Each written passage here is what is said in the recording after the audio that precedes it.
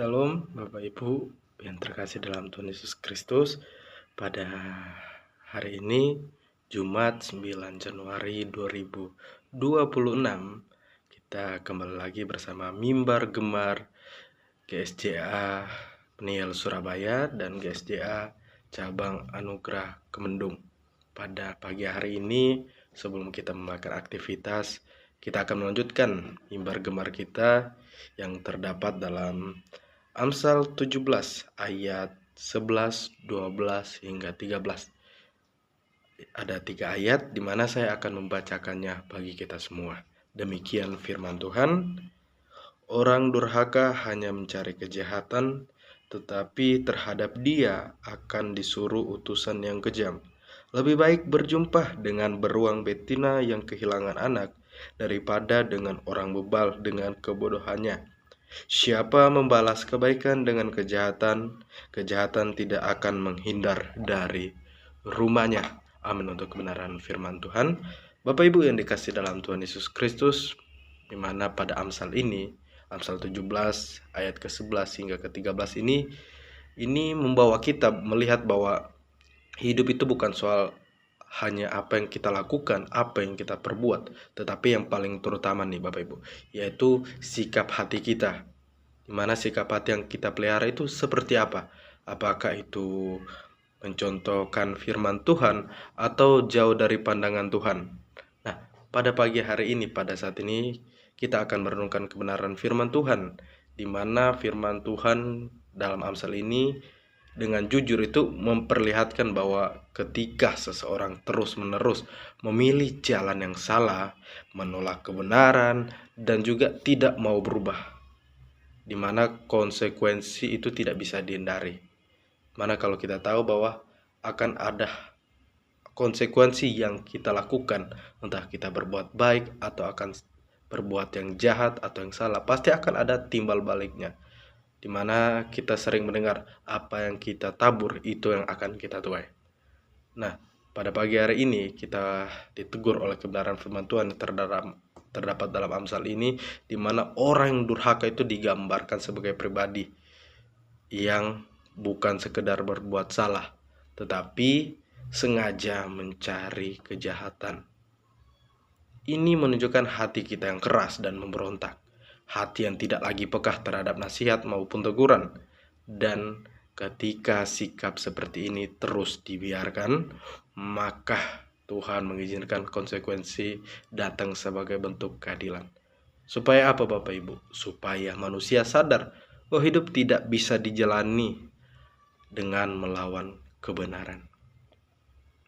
Nah, firman Tuhan ini bahkan memakai gambaran yang sangat kuat, di mana mengatakan bahwa lebih baik bertemu dengan seekor beruang yang kehilangan anaknya daripada kita berhadapan dengan orang yang bebal, orang yang bodoh, di mana mereka bodoh dalam kebodohannya. Di mana ini bukan soal kecerdasan, soal kepintaran, melainkan terhadap sikap, di mana kita menolak hikmat yang daripada Tuhan. Nah, orang seperti ini merasa dirinya paling benar, tidak mau belajar, dan yang paling pertama yaitu terus mengulang lagi kembali kesalahannya.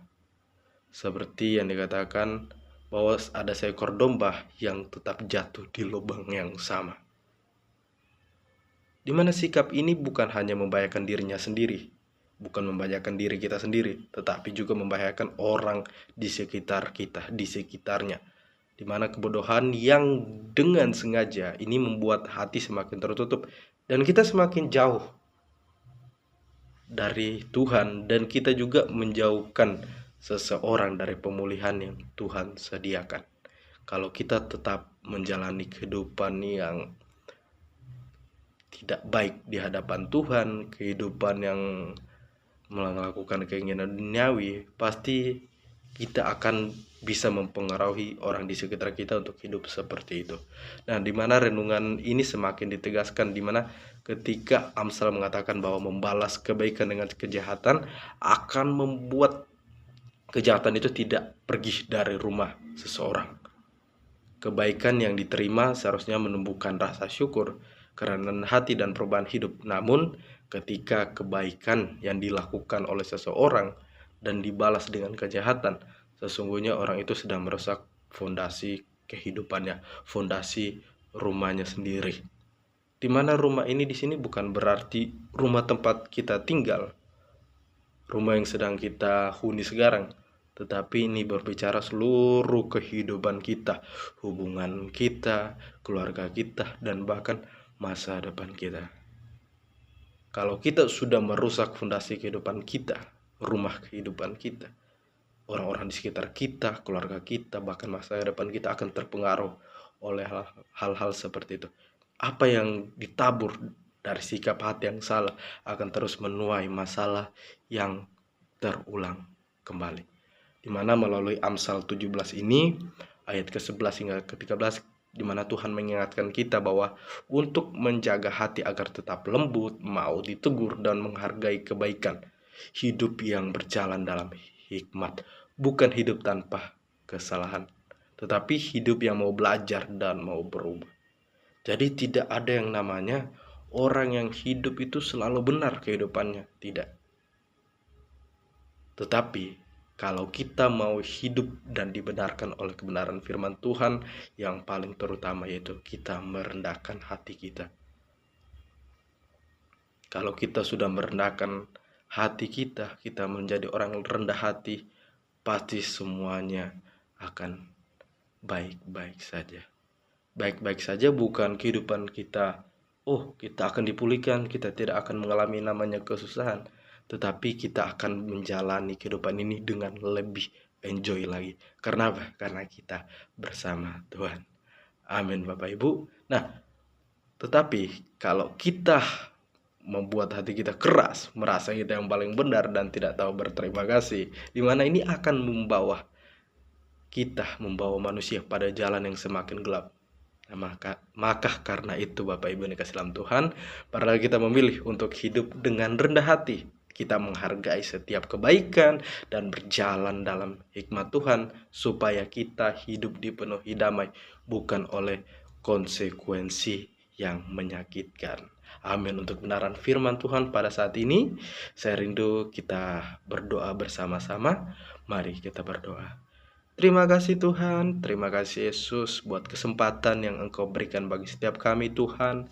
Kami boleh ada di tahun ini Tuhan, di tahun 2026 ini Tuhan, itu semua karena kasih dan kemurahan-Mu Tuhan.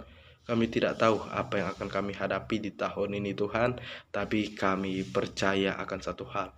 Engkau tidak pernah meninggalkan kami Tuhan. Engkau senantiasa selalu ada bersama kami di setiap langkah kehidupan kami Tuhan. Di mana kami pada pagi hari ini kami mau merendahkan diri di hadapan-Mu Tuhan. Kami mau menjadi dampak yang berguna bagi orang-orang di sekitar kami, dampak yang baik dan bukan dampak yang buruk. Kiranya Engkau memberkati setiap kehidupan kami, pekerjaan kami, studi kami, dan apapun yang kami perbuat, Engkau turut campur tangan dan Tuhan turut buat berhasil. Memberkati seluruh keluarga kami, kesehatan kami serahkan semuanya ke dalam tangan-Mu Tuhan. Hanya di dalam nama Tuhan Yesus Kristus kami berdoa dan mengucap syukur, yang percaya sama-sama kita katakan amin. Amin. Terima kasih. Tuhan Yesus memberkati. Shalom.